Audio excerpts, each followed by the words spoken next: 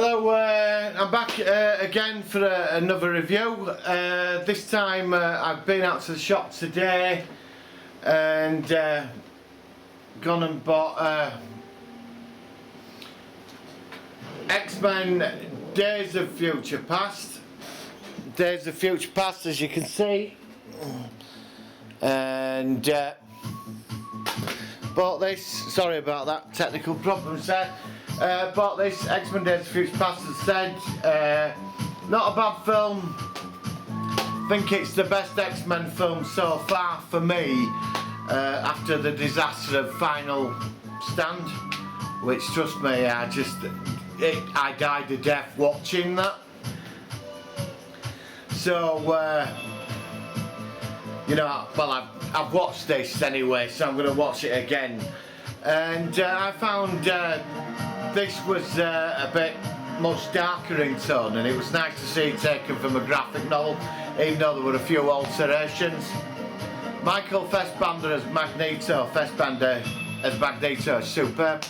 It's nice how you jump through all the timelines through the entire film, and I quite like how it all comes together. And at the end, the final stand, they wipe that reality out, and Jean Grey's alive. I mean, they did make a complete balls up of that film.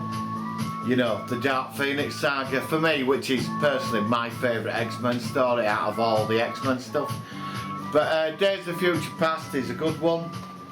So this is the Blu-ray.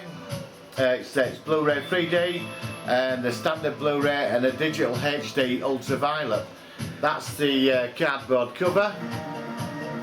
Let's say I'm going to take this off, put that down there. That's what's underneath.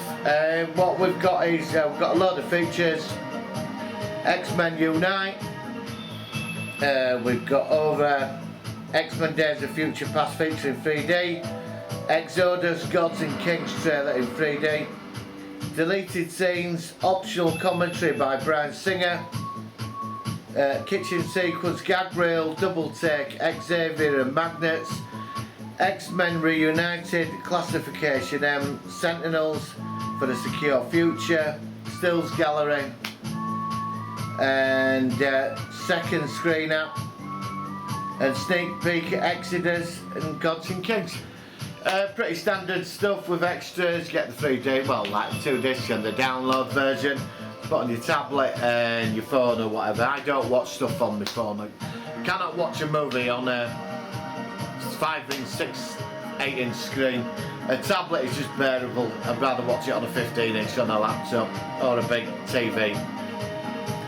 And this is the back, as you can see.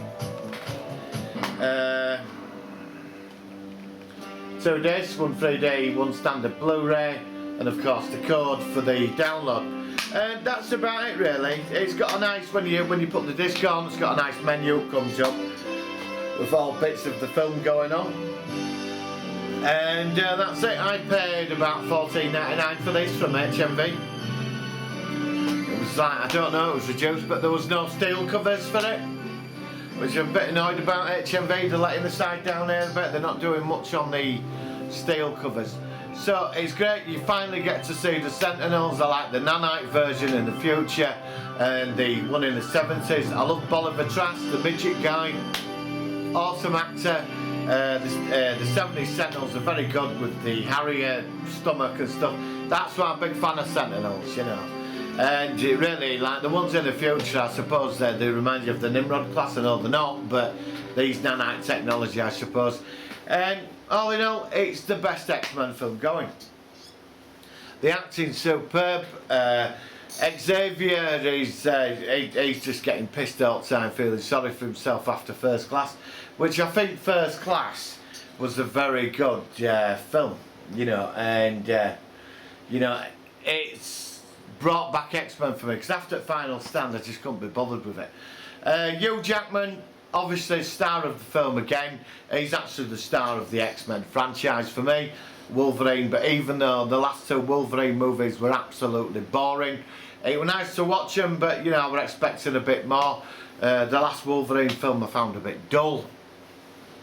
So, you know, he definitely comes shining back in this film.